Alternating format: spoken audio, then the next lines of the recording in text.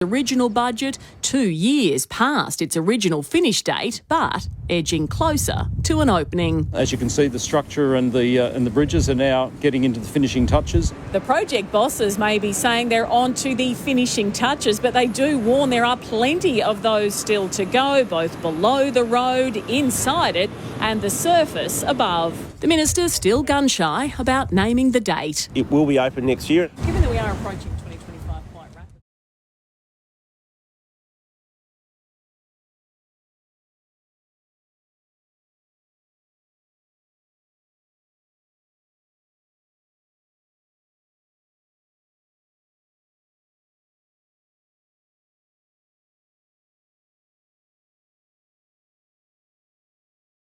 The most of it in Port Melbourne, because then the clouds and gusty winds moved in, putting a lid on the temperature. The city peaked at 18 degrees just before midday. Further out, minimums dipped to single figures overnight. There was some patchy morning fog north of the ranges and some scattered showers across the west and central parts of the state, but they didn't leave much in the gauges. Most spots reached the mid to high teens, a little warmer for Mallacoota, Orbost and the Mallee.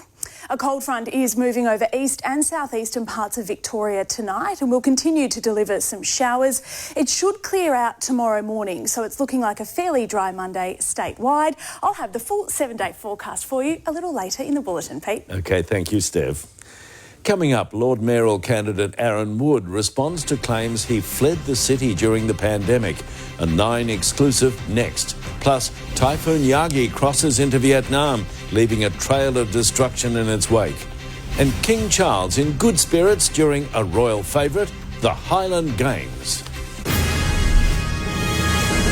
89.9 The Light. I'm Angie. I'm David, and we met on Christian Connection. It was a moment of vulnerability, but I just felt like it was the right thing to do. Knowing that it was Christian Connection, I was like, I think a better chance of finding someone like-minded in faith than anywhere else. The faith thing was the most important. It kind of lit up when he was talking about his faith and his passions. That really drew me on that first date. I really do owe everything to Christian Connection to then let God do the work behind the scenes. Find your true love story at station sponsor christianconnection.com and start connecting today. Let the games begin at the Thunderdome. There'll be endless laughs as the whole family goes head-to-head in a huge range of activities. Spend the day gaming in the arcade, on the mini golf course, and belting out tunes in the karaoke lounges. Then, once you've worked up an appetite, take a break at the fully licensed diner. Put the fun in your family day out at station sponsor the Thunderdome, where everyone's winning. Located at High Point Shopping Centre. Find out more at thunderdome.com.au.